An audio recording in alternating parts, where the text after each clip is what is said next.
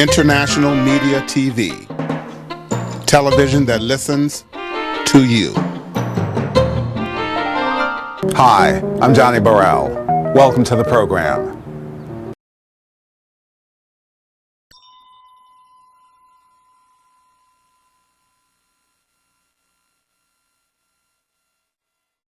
Mention the names Trayvon Martin and George Zimmerman, and you are most likely going to get an immediate reaction, a strong reaction, no matter what race you are, no matter what income you have, no matter your station in life. Everyone from the President of the United States on down seems to have a strong opinion about this case.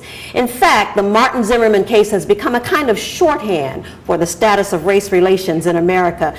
And for many people, it is a graphic example of the inequities in the criminal justice system.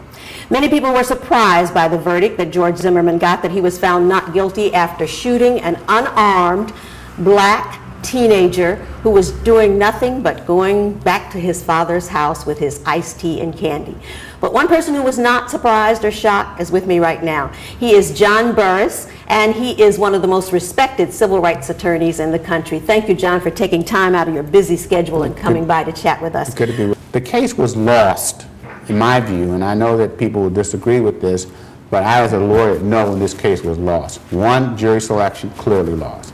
But when Jonathan Good testified, and he said that Trayvon was on top of him. And Jonathan Good was the neighbor who said that he saw them fighting. He saw them fighting. He looked like inmate type style. But in any event, he gave some credibility to George Zimmerman that he was in fact on the bottom.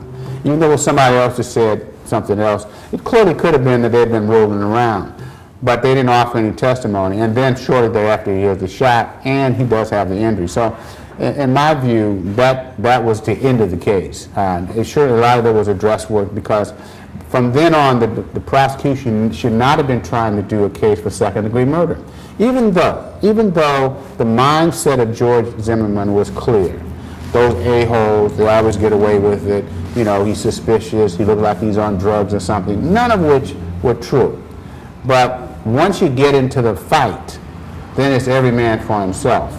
And from there, the question is, did he act unreasonably or not? And so the prosecution should have focused on that, but they didn't. They kept trying to say the first part of the case. They wanted everybody to start from the beginning. I got it. It's racial profile. There's no doubt about it. But now there's a fight. And in that fight, people have a right to use self-defense. But the question is this, which they'd never developed. Who was the aggressor? Rachel Gentile says that George Zimmerman was the aggressor. Well, if that's true, then you can't start a fight, start a confrontation, and then kill and shoot your way out of it. You have to withdraw. And if you don't withdraw and you use force, then you can be guilty of manslaughter. But in a stand your ground state where there's a stand your ground law, does that still apply? Even in a stand your ground state. Because some people feel that the outcome of this trial has opened the door for just what you said. Open the door for people to start the fight, then kill the person and say, I was protecting myself. But the law does not provide that. The law is very clear. If you were the aggressor, you cannot stand your grounds without first retreating or trying to make an effort to retreat. Excuse me. Otherwise, you have manslaughter. And so the prosecution never even suggested that Rachel might have been correct in her assessment. So in your mind, this really should have been a manslaughter conviction. Absolutely. I thought this was a manslaughter case from the very first day. When I saw the pictures of George Zimmerman with the injuries to the back of his head and a bloody nose, that's a fight. Okay, that's a fight. And when you have a fight and who's winning, then it's the question of, is this a good faith but unreasonable belief? Did you start this fight and then try to fight and then shot your way out of it? These are issues to me that all went to the question of manslaughter. The prosecution never developed it and never argued it. And so it was very disappointing in seeing that as a lawyer, because the elements were there, but I don't even, and plus they allowed for terrible instructions to go before the jury. So the manslaughter instructions were confusing. I mean, I was on a TV show at the time, and I said, look, the manslaughter instructions are confusing. This jury may not ever be able to figure that out. And so when the jurors came back with a question, And I said, and the judge says, I can't answer that, and I know the judge couldn't. And they said, well, the judge says, come back with another question. I knew they couldn't come back with another question because they couldn't figure out what the kind of question to ask, because they were caught in the mumbo jumbo of the law.